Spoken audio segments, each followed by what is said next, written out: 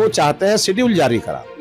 तो हमने अपने मंत्रालय को आदेश दिया है और सब लोग इस काम को कर रहे हैं। मोदी जी से देश चल नहीं रहा है तो ये राहुल गांधी और तेजस्वी यादव चला रहे हैं। माननीय मुख्यमंत्री जी गंभीर हैं, आने वाले दिनों में अच्छे परिणाम सामने आएंगे। और बिहार के नेता प्रतिपक्ष तेजस्वी यादव ने इसे चलाया है कि आपका तो पूरा खानदान फर्जीवाड़ा में लगा रहा है। तो मेरा दरवाजा खुला हुआ है, आप देख रहे हैं कि हम कैसे मिलते हैं लोगों से। आप प्रशांत किशोर जी चलाए हैं तो आप समझ लीजिए कि कितना बुद्धिमान है। नमस्कार, मैं हूं अनुराधा झा, आप देख रहे हैं राजनीतिक दृष्टि। देखिए, अभी हमारे साथ मौजूद है बिहार के शिक्षा मंत्री मिथिलेश तिवारी जी। इनसे बात करेंगे और जानेंगे कि क्या कुछ कर रहे हैं।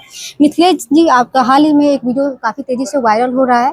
उसमें यह दावा किया जा रहा है कि आपने कहा है कि महिलाओं को एजुकेशन की क्या जरूरत है और इसमें कितनी सच्चाई है। क्या ये सच में ये सच्चाई वाकई में सच्चाई है या इससे तोड़ मोड़ कर चलाया जा रहा है? पूरी तरह फर्जी है और बिहार के नेता प्रतिपक्ष तेजस्वी यादव ने इसे चलाया है। और तेजस्वी यादव को एजुटेशन और एजुकेशन में फर्क ही नहीं समझ में आ रहा है। इसीलिए हम आपके माध्यम से यही कहना चाहेंगे तेजस्वी यादव को कि आपका तो पूरा खानदान फर्जीवाड़ा में लगा रहा है।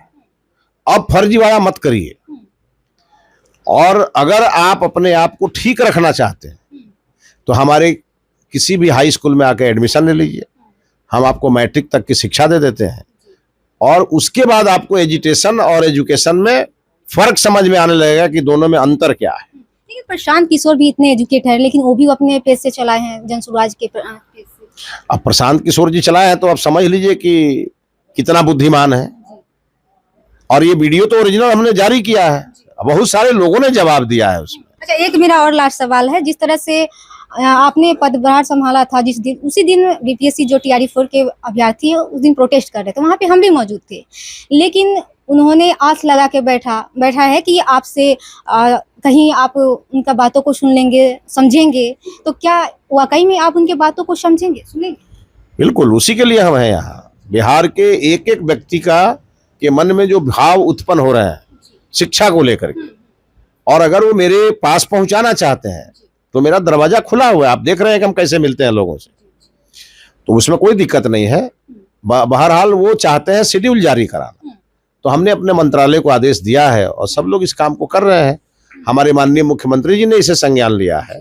तो हमारे विभाग स्तर पर इसकी तैयारी चल रही है। आने वाले दिनों में सुखद परिणाम सामने आएंगे। क्योंकि जिस तरह से 2 साल से अभ्यर्थी का कहना है कि हम लोग 2 साल से वेट कर रहे हैं, सिर्फ आश्वासन पे आश्वासन दिया जा रहा था, लेकिन आप पे पूरा भरोसा है कि मिथिलेश तिवारी जी इसे नोटिफिकेशन भी जारी करेंगे और विज्ञापन भी जारी करेंगे। तो क्या उम्मीद ये सही होगी? नहीं, हमारी सरकार इसको लेकर के गंभीर है।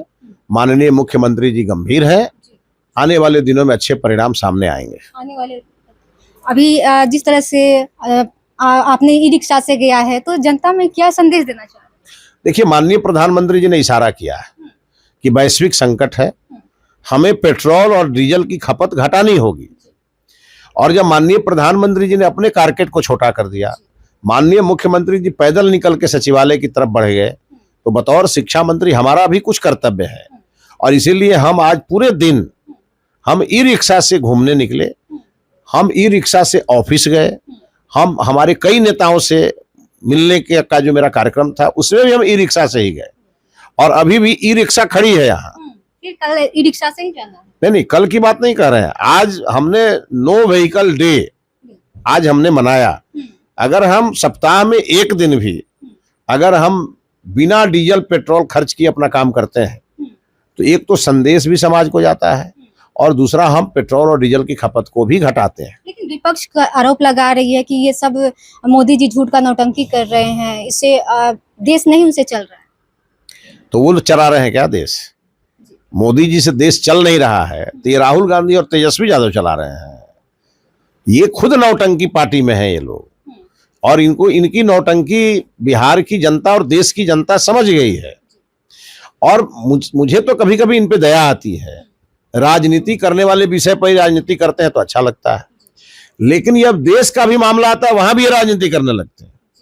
जब हमारे सेना ने पाकिस्तान को सबक सिखाया तो वहां भी ये राजनीति कर रहे थे और यहाँ भी राजनीति कर रहे हैं। इन्हें तो और बढ़ चढ़ करके नेता प्रतिपक्ष के नाते इन्हें भी पैदल यात्रा करनी चाहिए, इन्हें भी ई-रिक्शा पर जाना चाहिए, लेकिन ये उल्टा बयान दे रहे हैं।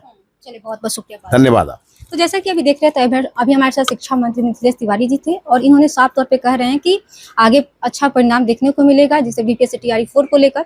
और इस वीडियो को लेकर आप लोग कैसे देखते हैं, आप अपनी प्रतिक्रिया में कमेंट बॉक्स में दीजिएगा। तब तक के लिए धन्यवाद।